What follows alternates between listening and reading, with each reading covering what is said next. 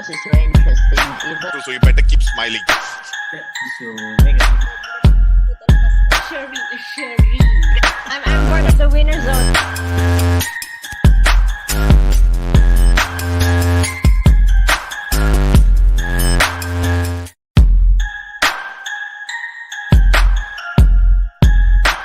This is very interesting.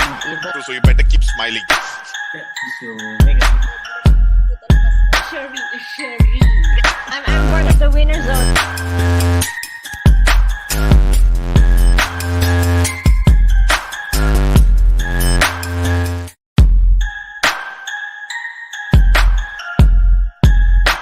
This is very interesting. So you better keep smiling. Sherry. I'm part of the winner zone.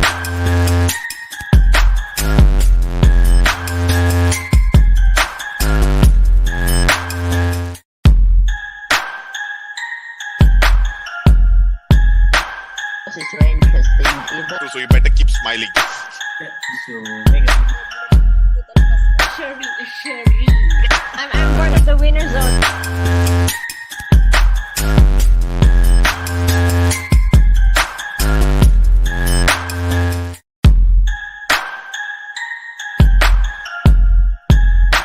This is very interesting. So you better keep smiling.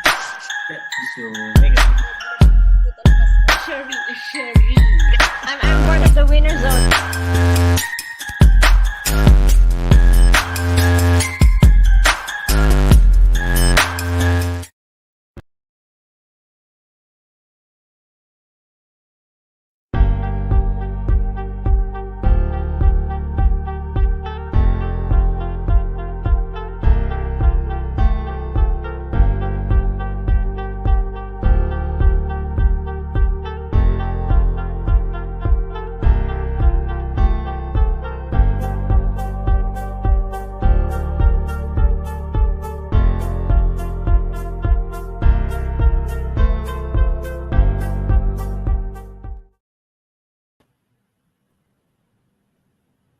Hello everyone. Welcome back to HR Intervention. Ajit, season what? Season 3. Yeah, I think a lot of them thought we forgot to come back when the year started, but we assure you we didn't forget. Due to popular demand, here we are back again on the third month of the year. We're back with our very first episode of HR TV for this season, for this year. And we are so excited and definitely honored to have you all here today. Today we have a really amazing topic that can really help you. And if you can guess what topic it is, it's right on the top there, organizational development. And of course, we have, as usual, an amazing speaker, but we'll tell you more about it later. I'm definitely so excited to bring him in, but before that, Ajit, can you please explain a little bit about our show, especially to those who are new on this show? Pleasure is all mine. Hello, everybody. How are you guys doing? I'm sure you guys missed us a lot. Anyway, we are back now, season 3, and we are going to have a lot more wonderful sessions coming ahead. Hope you guys are having a wonderful day today. Anyway, to those who are new to this show, they'll allow me to introduce a little bit about HR Intervents. It's a commonly known HR TV show that is it's about online talk that is brought by Compass Mind Asia, a well-known corporate training provider. What do? We invite HR experts to talk about anything and everything under the sun about HR and career development. So you can see our advertisements are appearing at the bottom. Okay, last season, we actually brought over and spoke about wonderful topics such as hypnosis at work performance and also learning at the speed of business growth. If you have missed all our previous sessions, you are able to see them on our YouTube channel, Shireen Kelly. So please, for those who have missed and those who want to know or follow up what we have done, do visit our YouTube sessions. Okay. Yes, go and check out our previous episodes after this show. Okay, not now, all right? You may also add those episodes into your company's learning library as there is so much of valuable knowledge shared by previous experts from our industry. Anyway, if you're still confused whether this show is for you, this show is actually for everybody who has a job or even looking for a job or getting a job, whether you are an MD, managing director, a C suite, or a business owner, a fresh graduate, or especially if you're a HR in the and also in the L&D department. Anyways, as always, we'd love to know who's watching as we've had audiences from Kojit from a lot of parts of Malaysia and even around the world, right? Yes. So, guys, if you are here watching us today, comment away where you from, and let's have a virtual conversation so that we can keep this session really interactive because our motto is keeping it fun and alive. Hi, Elvina. Come, let us know who is there with us today. Where are you from? Let us know. Oh, we have. Okay, we see there are a lot of people coming in. Gladys is here. Hi, Gladys. Nice to meet you again. For those who have just joined us here today, maybe a bit of introduction. My name is Koljit. I am the HR director for APAC for Flexis. And welcome again for those who are tuning in from around, as what Shireen had mentioned. Please write where you are tuning from. If you are from Malaysia, you're from Kuantan, you're from KL, you're from JB, or if you're from Singapore or from Thailand, please let us know. And it's also, we are tuning in during lunchtime. This is actually a lunch talk. So if you are having something to eat, do share with us what you're having so that we are able to know. Shireen, have you had your lunch yet? Yes, I did. Lucky it was not nasi lemak because my whole office seemed to be eating nasi lemak today. So who's having nasi Oh, lemak? Let us know. Hi, Niza. So Elvina is tuning in from Malaysia. Wen Li, hi. From JB. Oh, Wen Li, my kampong. Tracy. Shivaranjini. Hi from Selangor, Malaysia. Welcome, welcome, guys. And I'd like to introduce myself. I'm Shireen Kelly, the Managing Director of Compline Asia. And this is HR Intervention, Season 3, Episode 1. Okay, welcome everybody. So please do let us know what you are doing, where you are calling in from. Okay, as you know that this is going to be an interactive talk show. As Shireen has mentioned, the topic is up there. You can see the topic, what are we going to talk about, and please also start thinking about any questions if you have related to this topic. And although there have been 3 months that we have not came online, but we were just in the process of planning and coming up with new wonderful topics that we could attract people to come and join us. Okay, here are some of the questions that everybody would probably want to know about ourselves. Okay, before we move on to the serious topic, let's talk a little bit about what have we been doing since it was New Year. Not so much of New Year now. 3 months gone, and you see time flies so fast. So maybe we want to talk a little bit about our New Year resolution, Shireen. So for me, I had my New Year resolution. One of the New Year resolution on top of my list was to travel. I wanted to travel so badly, and I wanted to plan a travel plan. But seriously, looking at the workload now and the way things are going, my plan has never materialized. So I would want everyone to pray that, hopefully that Ajit would get to travel a little bit throughout this year, and enjoy. And it's not travel so much for work, but it's more for travel for and holiday. That was about my New Year resolution. And of course, there's a long list, but I'm only talking about travel. Shireen, what about you? How was your New Year? What was your resolution? Is it coming along well? Oh, I think I've achieved about 70% of my New Year's resolution because Mount, it's all about 70%, that's a lot. because it's all about, as you said, travel. So Yeah, in you January travel a bit. I started and I never stopped since now. Because a lot this year I believe that work is hybrid, right? So wherever I travel to, work never stops, but I get to visit people, say hello, visit the new cultures, new country. Actually, the countries I visited so far this year are not new. They are all countries I visited before. So work still goes on as normal, and I had an amazing team behind to support. So yeah, about 70% has been met. And how about you guys? Let us know about your New Year's resolution. How many percent have you already achieved? And let's welcome Melvin. Melvin is tuning in from Cyberjaya. Zurina from Kuala Lumpur. Welcome. And then Theo. Hi, Koljit. And pretty Shireen. Thank Pretty you. Shireen. Oh, hi, Kuljit, but pretty Shireen. Okay, we have Combined already. Now cannot think. And then we Mr. have Chin from Singapore. Chen from Singapore and Razin. Hi, Razin. Hi, everyone. Before that, Okay. Shireen, let's go to the introduction video. We have an introduction video. Oh, yeah, we do. All right. Let's have an introduction video. Okay.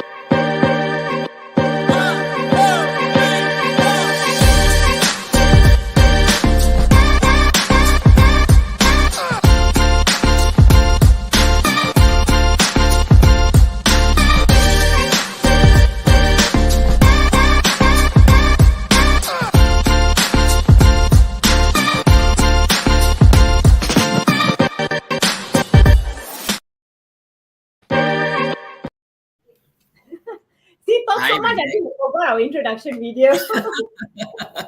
Anyways, I know you all are excited about the audience today, but before we totally miss out on the point and keep talking and talking and talking, I think it's time for us to invite our guest in, shall we, Koljit? So, Yes.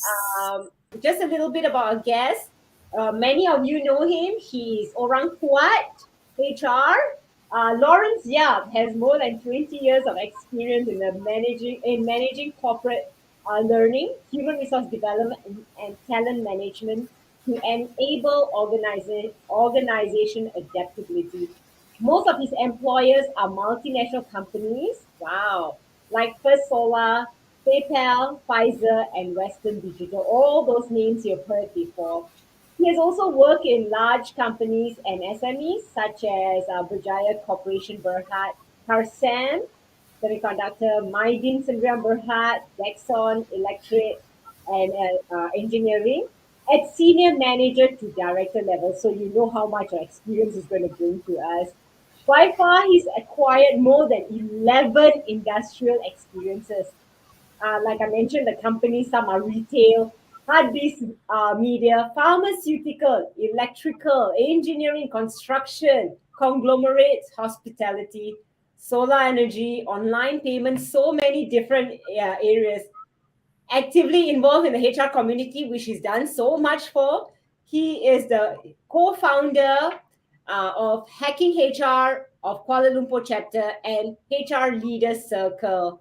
Hacking HR is an international HR platform to exchange ideas on the future of HR work across 8 cities worldwide. And about the HR Leaders Circle is the network platform of HR directors from 200 companies to share information and networking. So help me together. Welcome Lawrence. Say hi to Lawrence, everyone, or give him a thumbs up. Hi, Hi, Lawrence. Lauren. Hi. Hi, everybody. Good Thank you afternoon. for being with us today, Lawrence. Thank you. Thank you, Kojit, Shireen. Yeah. Yeah. Okay, for the benefit of others, Lauren has been a very old friend of mine. I've known him Yeah. for many years in this HR practice, and he has guided me quite a bit when it comes to OD. He will be the right guru to be sharing with us today. Okay, before we go on, Lawrence, I'm sure that people will want to know more a little bit about you. Is there any, perhaps some hobbies or some travel facts that you want to share about yourself? Yeah, I really love traveling. My jobs took me to many countries, so I met so many type of people. I also love movie. Really, those Marvels, Avenger, and those kind of movie. Of Nice. course, I'm a foodie too. I love to eat, like every Malaysian do, right? Yeah. But Lawrence, not fair. You love the foodie, but it doesn't show on your PC. Exactly. Yeah. Where does it go? Can you share with us your secret? There is a secret actually. There is a secret. Which is Drink more water. okay, yeah. All Yeah. right. Yeah. Okay. All I right. I try to make it a bit a bit more fun for this session. Nice. So meaning you drink some water and Yeah, then actually, so you're full and then you just get the taste of the food but not really eat too much, right?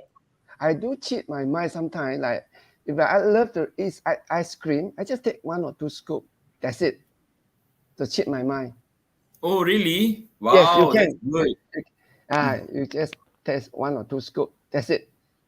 Guilty, And guilty, guilty, yeah, feeling guilty now. if you love supper, there's a way to stop it. You take a bit of Himalaya salt, put on your tongue. You will stop the urge. Oh, Oh, really? Wow, Seriously. Yeah, that's and drink a cup of water plus with a that's cup of that's water. good discipline. okay, we Yeah. are starting that as of Yes. today. Okay, and to all our audience, you know the secret now. Make Mm. sure if you are just like me and Koljit who don't have much food discipline, so you know the salt is the secret. Wow, Yeah. hi gorgeous Shireen and handsome Koljit, looking good you both, and also handsome Lawrence. Welcome Audrey. Koljit, would you like to start on the Yes. introduction of the topic Yes. for today? Yeah. Okay. Organization development. Many people would have these questions in your mind. What is organization development? And organization development is actually about a lot of activities that happen and supports the organization. Okay. One of the biggest challenges is employee attrition. When it comes to various generations working in an organization, there are many challenges and there are many things that need to be managed. Because the workforce is really dynamic. So in order for us to understand this further, organization development can come in and help support this. Okay, so how are we going to do this? How are we going to manage the problems? We will then unearth this together with Lawrence later. Okay, Mm. even though a lot of changes happen in organization and a lot of expectations is set by organizations for employees to deliver. Okay, to some extent, how do we do this? What are the right process to put? What is the right intervention to do? How are we going to manage employees? This is about organization development. So, Mm. but again, is organization development the game changer? Will organization development do or deliver what is needed by the organization? There's certain expectations. Okay, is organization development even HR?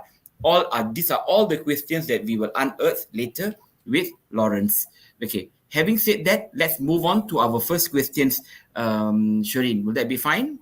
Yeah, that sounds good. Lawrence, are you ready? Yes. Yeah. Ready. And before the audience, if you have any questions as we go along, please feel free to comment. Put your questions at the comments. Yeah. Yeah, we'll be very happy to answer as many questions as possible. I'm sure Lawrence is looking forward to your questions. So before we go into the nooks and crannies of the topic, right? I think we should get to know a little bit about the basics of OD. So Lawrence, can you explain what is actually organizational development? Okay. OD actually is a science-based process that help the organization to build their capacity to achieve a greater effectiveness. Sometimes people call OD as organization effectiveness too. What they do, they develop, improve, reinforce strategy, structures, process, and system. So this is as a discipline, but in the work function, in the U.S., China, and some part of in Singapore and Europe, OD sometimes they are separate function than HR. We call HR operation and HR development. So OD is sit on the HR development, which is comprises 3 components. One first is learning and training, which most of the Malaysian are actually doing such function. Second is OD itself, The third one is career development. Then we call them HR development function. Then in field of my job, I actually play this role as a senior manager of HR development, reported to COO. I do not report to HR at all. So the other function, which is called HR operation, which is 99% in Malaysia, having this structure called where it comprises of your traditional function, like which is important too, performance, learning and training, which is overlap with the HR operation, HR development, and of course your performance management, employee engagement. So in Malaysia, 99.9% of the HR development is incorporated in HR operation. 99.9%, I would say. So, but the name is they call different name in US. Sometimes they call them Chief Learning Officer, or HR Development Director, or OD Director. So such a name. They are very alien, this kind of title in Malaysia, because they are not really fully explore or utilize such function in Malaysia as of today. Oh, so you lies in Malaysia. Yeah. You can ask Kojit. Kojit will know about this, right? Most of Yes, the OD function is under HR. They do not do not function independently. yeah, and mostly it's parked as learning and development in most organizations. They will lump up ODS, learning and development, which is part under HR. So most of the time, people perceive learning and development as learning and training, but actually it's more beyond that. It's about interventions to correct what is needed for the organization. How Lawrence has rightfully said, it is actually a science. Okay, wonderful, Lawrence. This actually goes to show that Lawrence has got very in-depth knowledge and experience to share with us. Now, what are some of the key responsibility that you have taken before as organization leader, Lawrence, from your experience? You want to share Yeah, with us? yes. In my previous jobs, at least 4 jobs, I actually doing OD function very specifically. So what we may ask, what are actually OD people doing? Okay, first, the role we are doing the managing the corporate strategy, managing the corporate strategies, like how you set up the KPI, then you review it with the C levels quarterly, and also you follow up. Then at the year end, you conclude, and sometimes you also tie in with the reward system. So you function as a corporate strategies person. So this is what I have been doing. Secondly, also we involve in business process improvement. It could be a production process. It could be a management process. I quote you one example. We have been doing this production improvement process we call lean manufacturing for 1.5 years. So we mobilized 150 engineers as I have an engineer for under my secretariat to do the chain management. So within 1.5 years, we saved the company 100 million ringgit. Wow. So this is how we utilize the change management. Of course, we get consultant to do the right intervention, but we also need to have constant communication, craft out the job function. So this is the second thing, the process improvement. The third one is that design organization structures. Sometimes we use a five-star model, which is how you look at in the span of control, the level, and also when the company they grow from one stage to another, you need to look into the system, their process, their people, and then the strategy to craft the new organization design to allow it to grow further. If not, we will stuck to that level for a long time. So this is what we do. So you see, all these things that I mentioned are not being are not actually doing by HR people, right? They are very specific for OD function. Very simple. Okay, of course you have some intellect areas like talent management, succession planning. So in talent management, you set up the talent council, you select the talent, you develop them, you mobilize them. These are also nowadays a lot of HR director also doing such function. So they are overlap. Uh, that but so these are the, of course, we also look into the culture. What are the innovation culture, improvement culture, and also in the what to call collaboration culture. So we look to this area, how to factor into the system process to make it works. So this is also another area where like a magicians to design it. Yeah, yeah. Yeah. Wow. I'm actually learning so much today that if you all can see my notes, it's becoming crystal clear what OD is all about. So, guys, Told you, audiences, Shireen. I I told you know. he's a sifu. I told you. No, no. I I'm say, right. I say. And did you say 100 million savings? Yes, yes, yes, yes, yes, yes. It's true. Okay, guys, if you all want to get 100 million savings for your organization, you better tune in and not run away from the show. Because Yeah, that. I'm going to share so much of golden nuggets with you guys. Oh my goodness. Mm, The minute you say 100 million savings, I said, okay, I need to talk to you after this, man. yeah, yeah, I mean, there are always processes that you follow and yeah, how you improve businesses, process improvement, right? yeah, Yeah. that, So yeah. along the way of what you do, right, I'm sure you have met huge number of people, which brings me to the next question. What are some of the qualities that you think an OD leader needs to have? Okay. So I can give you like at least 5 areas and OD person must have I would say. Uh, let me. I think the first level is the consulting skill. You must know, when I say consulting skill, is that you must know the scoping, and also when you move on to the you must also have the agreement on what are supposed to achieve. Then you implement it. Then you, after that, you do the evaluation. So consulting.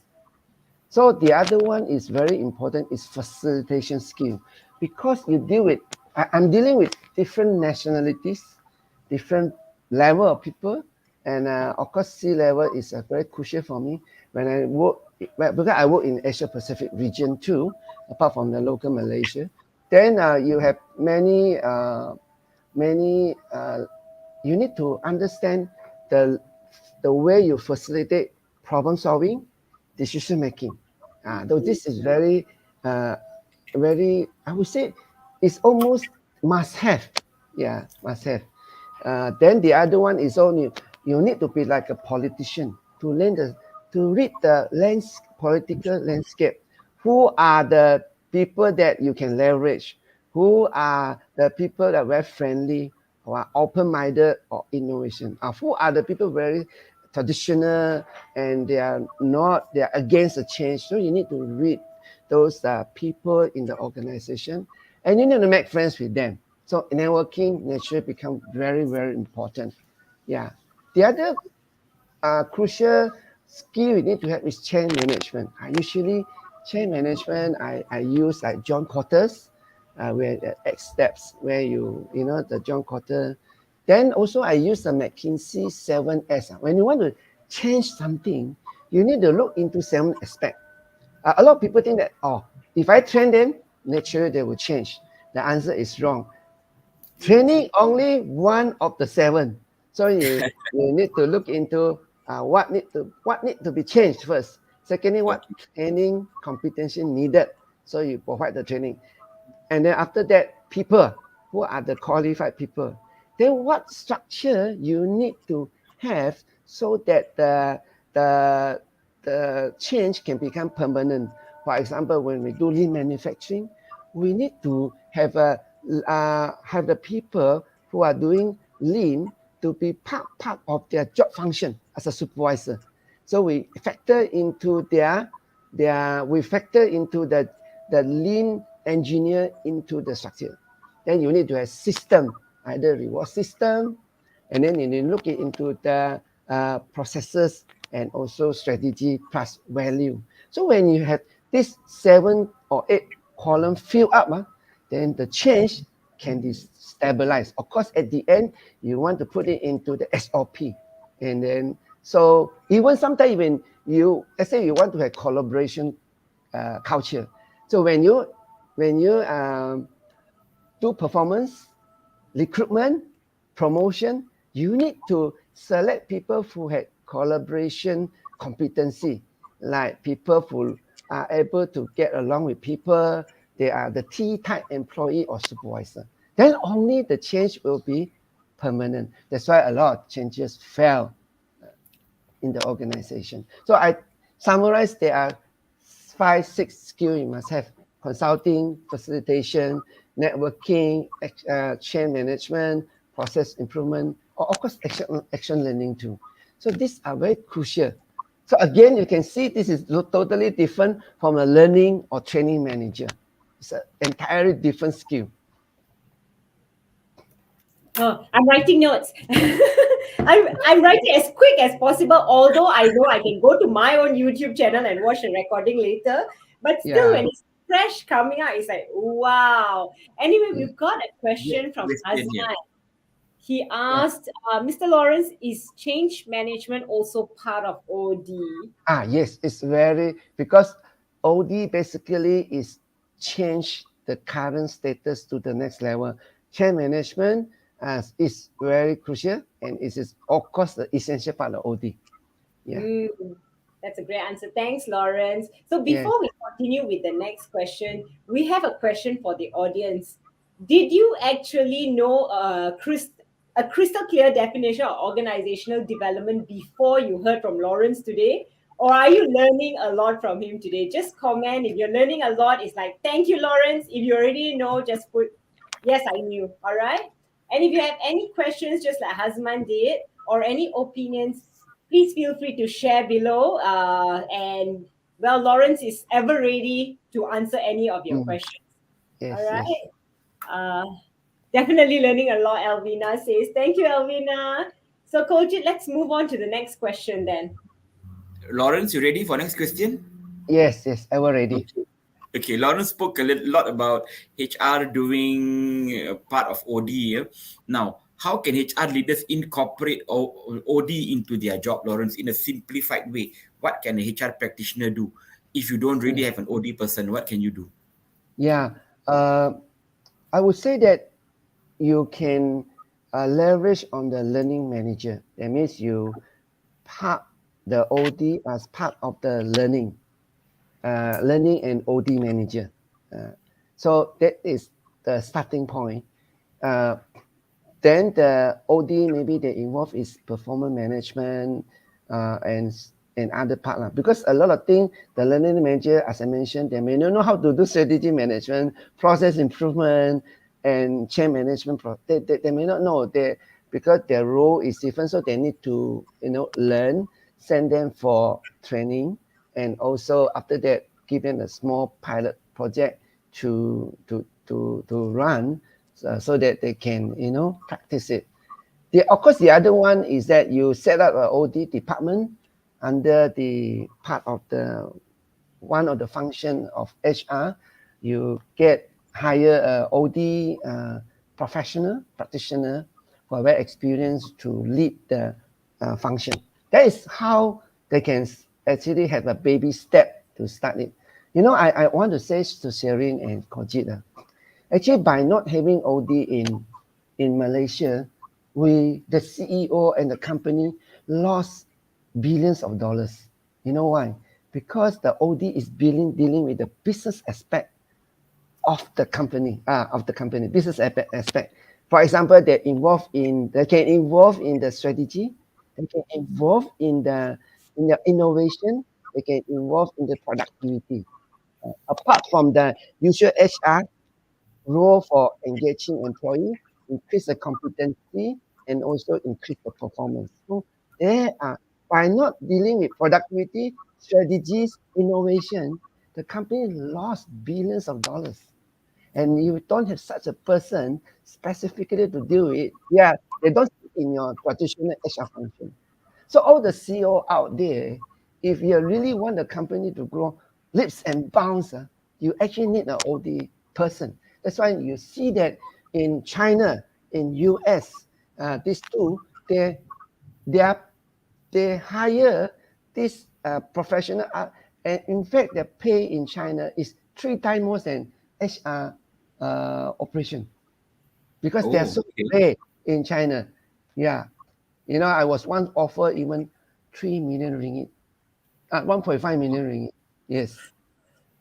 Wow. So, Wow. so because it's lack of such practitioner in the region. I actually in Malaysia, talking about Malaysia, because you mentioned China, it's one of they're Yeah, very high on having OD, right? How about yes. Malaysia? Are there a lot of OD people around? I mean, this is not one of the main questions, but I'm just curious. Are there a lot of OD practitioners around in Malaysia? Okay, I let Kojit answer first. Then I think. I think there are some good ones, but hard to Yeah. find. I would say there many claims to do OD, but when you really zoom down, there are more learning. But purely OD, there are I would say maybe a handful. But if you really want to hire an OD, it will be difficult. You need you will take some time to find. Yes, it will take some time to find. And then you must, because I have the experience of really working OD function and report to business unit for the several job at the, either it's a global or APEC or country level. So I have a deep understanding of what is needed. And as Gojit saying, most of the OD people are actually learning, learning experts. So they don't venture into other function of the OD. Perhaps even the HR director or no offense, sorry, and also CEO doesn't know what OD can do for them. Mm, Kajit, is it correct or not? Yes, yes, correct, Yeah, correct, yeah, yeah, correct. yeah. So, guys, Mostly um, mostly you find them in the manufacturing industry. You'll find this Yes, OD because they have got some process improvement like lean, so they will create. But service industry a bit lesser. You will find the existence of OD experts, yes, yes. and people misunderstand OD as in process improvement. So if you do Yeah, lean no. Six Sigma, they Yeah. say, "Oh, you are a OD person." Actually, no. OD is beyond that. Yes, it's beyond. Like what Lawrence have explained is beyond that. yeah, Yes. so if you CEOs are tuning in today, like Lauren said, you want to save your company billions of dollars, billions are B with a B. Is Yeah, yeah, your next step of action is to hire a very good OD, pay for it, and get an yeah. OD person in. Lawrence, what are some Mm. of the OD tools that you would recommend? Yeah, of course. Or I think that they must learn the facilitation tools, the Mm. basic facilitation and the advanced facilitation. Again, facilitation also a very rare competency in Malaysia.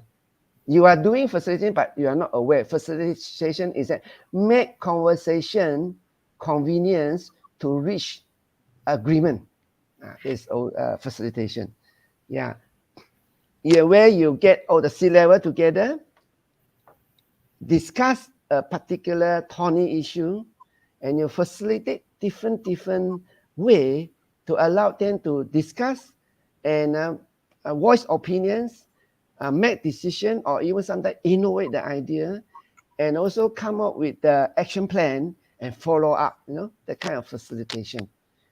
They have a basic level, intermediate, and advanced level. So this is the first two. Of course, you need to learn about change management tools like the John Cotter where the X step, how you follow step by step, like create the urgency agenda, form a committee, run a pilot run, get a small wing, communicate to people, and also begin to proliferate the project, then also integrate into like SOP system to make it stay. This kind of things. Second kind of tool is the change management tools. Then also, I think you need to know psychologists. Learn some DISC, learning to read people. This leader, what type of personality, how to approach person. If I want to make a changes, usually I approach the leader one by one during tea time. We talk. I say, I want to make this change. What do you think? What is your concern? How can I assist? So that you eliminate the fear. By you knowing their personality type, you can approach, and some of them are more fact-based, some of them more relationship-based. So you need to know the window to reach the heart.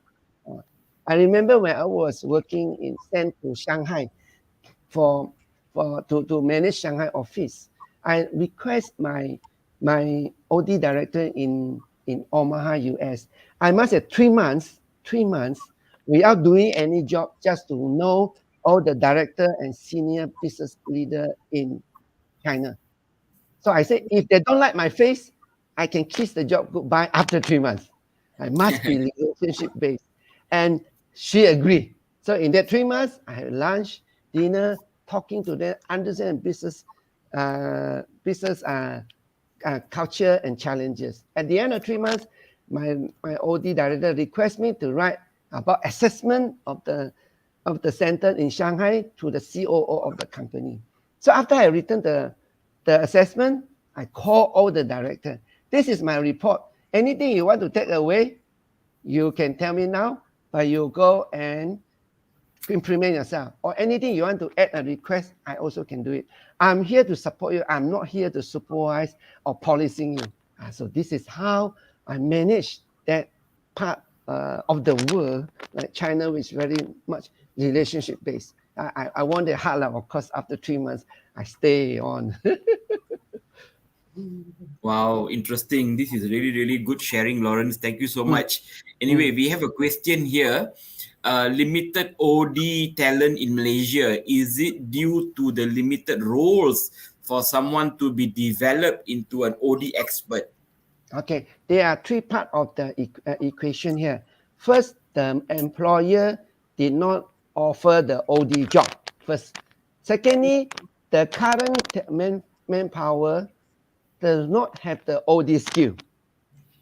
The current manpower doesn't.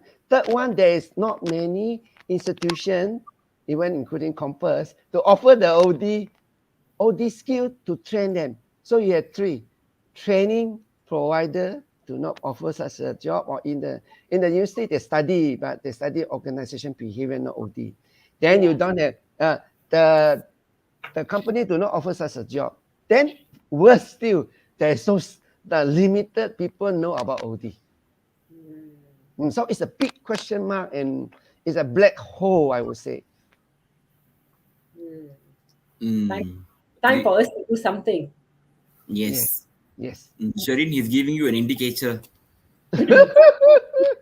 Yes, I know. Right directly on my face. So I'm going to talk to you about it after this. How to do some OD training. So yeah, guys, look out for more. And Gladys says, thank you for your explanation, Laurence. I would Gladys, assume hi. OD Hi, Gladys. I move. know her. Yeah. Who doesn't know Gladys? Yes. She's so friendly. So she Yes. says attributes OD move to change management. And maybe Lawrence, you also know Jamie Tan. Jamie Tan says she's definitely learning a lot. Yeah, so that's great. So, Pojit, you want to move on to the next question? Yes. Okay. What would be the key steps involved in implementing OD program in an organization, Laurence? This would be a hard one because different organizations would have different cultures. Yes. Okay. If you identify first, if you can do the organization assessment, I have a model called business growth model, where used by Harvard Business School. The company that implements 6 out of the 8, they will have the few 100% growth or sustainability in the US. So I will analyze the 8 factors I talk about. Is it, for example, the assess. I use growth model to assess whether you have the strategy to communicate, to implement, to evaluate. And secondly, do you have execute your any process flawlessly? Third one, do you have a performance-driven and engagement culture. Fourth one is that do you design your organization structure that is fast, flat, and flexible, put the decision making to the frontline people. This is the four major one. The other fifth one, do you have a talent? Do you recruit talent or groom talent that's crucial your organization growth? Do you get leadership to actually committed to your growth and also align to the value?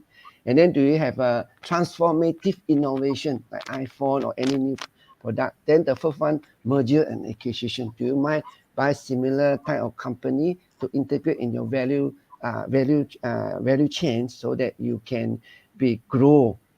So if you analyze this eight like assessment, then you find the one that most organization want the leader want to grow. Then you pick the one. Then after that you start to you assess. Then after that you start to present to get the management to buy off the plan. For example, in the lean manufacturing, we select we design it according to the John Cotter method. Then we also after that we present to the top management to let the leader buy off. So I talk to the leader one by one. Of course, the COO commissioned me to do it, but I still need to talk to the plant manager, the quality director, one by one, see what is the concern, things like that. Then we get the consultant to few of them to present to us. Then we let them choose the good one. Then after that, we begin to pilot run. Pilot run is very crucial. So you need to find the good people who the good employee. You get the right consultant to train them to also do a project management to see the result within the 3 months. So see what is the pilot run result. One is a good result, then you can apply to the larger community.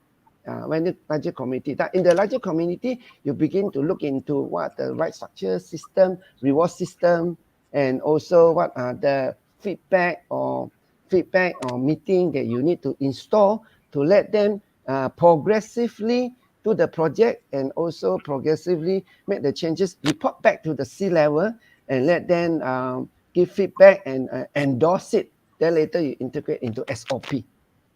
SOP. When you integrate in SOP, yeah, then that's where it will stay long. I mean, this is in short, of course, like Gojit said, different program have different approaches. Yeah. Okay. Thank you, Lauren. Thank you for sharing. There are many steps, and those are how we could implement organization development in an organization. Yeah. Okay. Now, having said that, we still have a lot of questions for our guest Lawrence. But before we move on, there is a question for everyone in the audience. After hearing about some of the basic OD activities, do you think every organization needs a game plan that incorporates OD? Please provide your answers. Please give us your feedback. Do you think that OD should be part of the organization? If yes, yes. If no, no. Probably you want to add on. If yes, why? Like what Shorin has said, it can save you not million but in billions of ringgit. Yeah. So anyway, if there's any other questions that you have, please feel free to drop it at the chat. We will pick it up, and we have Lawrence today, our expert, to answer all your questions. Okay, move on. Let's move on, Shirin. Yeah, don't ask Lawrence. Lawrence, can you save me billions today? Then Lawrence going to His answer will be can. Do OD. And you come to me, I teach you how to save billions. yeah. So, Lawrence, how do you actually assess an organization's readiness for OD intervention? And also, what factors should be considered before implementing the change? Okay. I think that when you access, you always look at what is the current company challenges and current and also company future company growth challenges and maintenance challenges. Because in your future you need to maintain your current good business practice that earn you that bring you profit, but you also look into the growth area. What are the area you need to, whether you want to have a vertical or horizontal growth? Is it you involved in new business, or you want to build further in your current business? So what are the challenges you want to do that? So when you have these three challenges, so you pick those area that is three areas or two areas, or sometimes even one area that you think is crucial, then you analyze to the company. I said readiness is very easy. Do you have the people? Do you have the resources? Do you have the system? Do you have the processes? Do you have the structure? Do you have the value? And also the strategy to support it. Then there is the readiness assessment. Current readiness and future readiness. Where are the gaps? So I want to tell you why I say we say we can save billion or grow billion, not only save billion, grow billion, not only saving like lean manufacturing, but you also look into the new business area and what are the, you can do future landscape, like future study. You get future study, then what are the new business? All these things that because the company do not look into, they miss this opportunity. When they miss the opportunity, they actually lost a lot of potential income. This is what you don't know, what we don't know. That is the sad part. You could have earned 2 billion, but now you're only 500 million because in the organization grow from big SME to big enterprise to multinational local enterprise. This stage you need changes. If you don't change all these things I told you, the 7-8 area, you cannot move to next level. You forever stay there. That's why you look at a lot traditional company, like Chinese, Indian, or Malay, whoever is it, they always stuck at one area. People come and go, process are not follow, network cannot expand, all this stuff, they're always stuck there. So this what? Because they don't have the OD skill in their current manpower. Okay, interesting. Okay, maybe our next question can help audience understand a bit better. Can you share a case study or an actual example in an organization where they have successfully implemented OD, and what were their key success factors? Okay, I think success. Of course, let's say I implemented the strategy. Just use me as an example, easier. So I implement the strategy management in the company. Everything is I work with in the manufacturing. Everything is important. So everybody busy every day like a headless chicken. So we decided to implement organization strategy management. So when we do that, is that what are the result is that we align from operator to CEO. We align what are the key KPI in each level, so people know what they need supposed to do, what's the supposed need not to do. Sometimes when the new requests come, this is not in our KPI. When we finish it, then we can consider that. Let's focus on the business plan. Strategy plan is a business plan. So when we doing alignment, company that do strategy management, 95% they can achieve the business plan, sometimes even 110%. This is part of the OD intervention. Mind you, some of the big SME or even big enterprises don't even have the strategy management, like using the balance scorecard or KPI to manage the whole organization alignment, alignment, reward, and also accountability, and also co-create the strategic plan together. They don't even have this. So what they have is, I want to grow customer base. I want to have this kind of profit. Always on the finance and customer. That's it. But they don't realize that in order to achieve these two, you must have the employee must have the competency.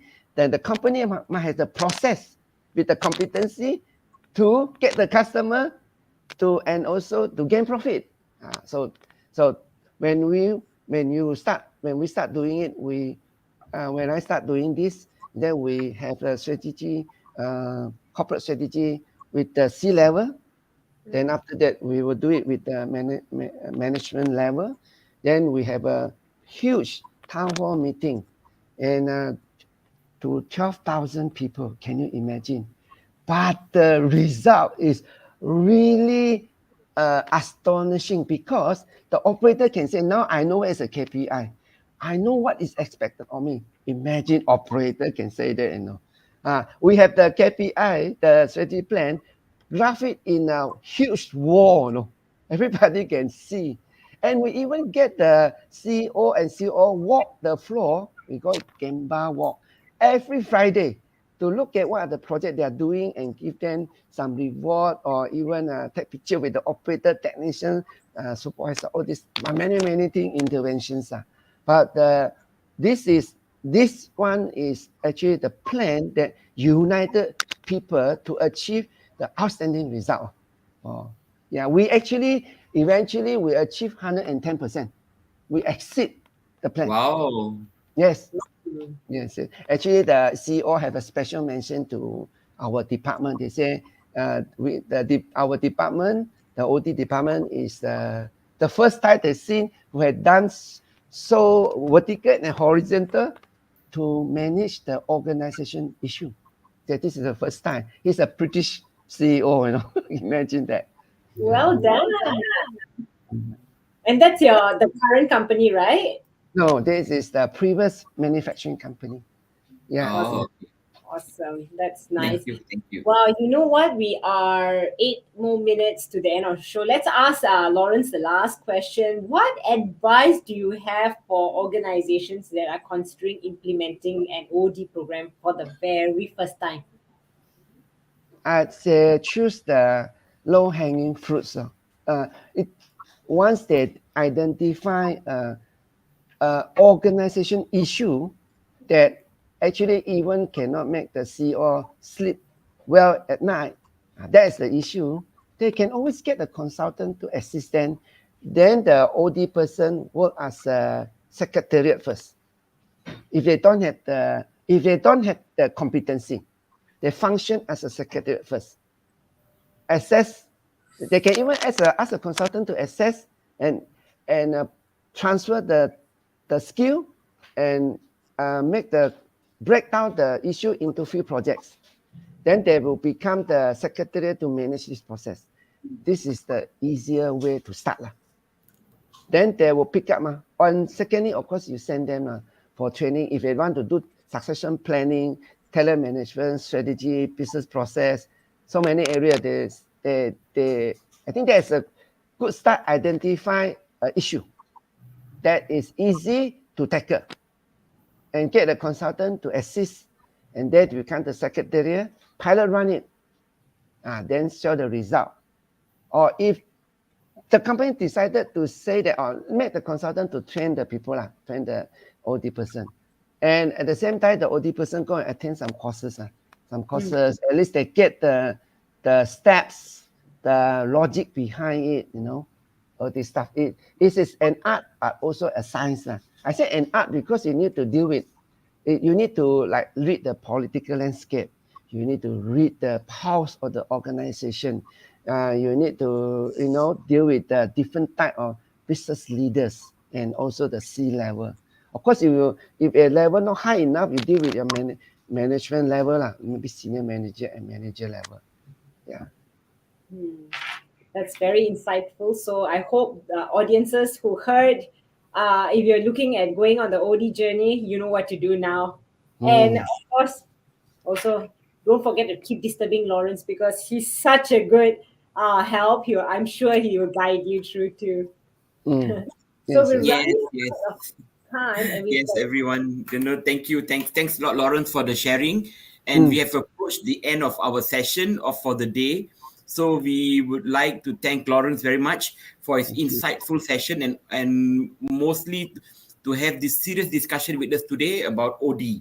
Before we end the session, There are many ways that the audience could reach out to us, and we would like to also, if you have got follow-up questions, do please share them with us. We would then try to see how best we could reply them on our social media.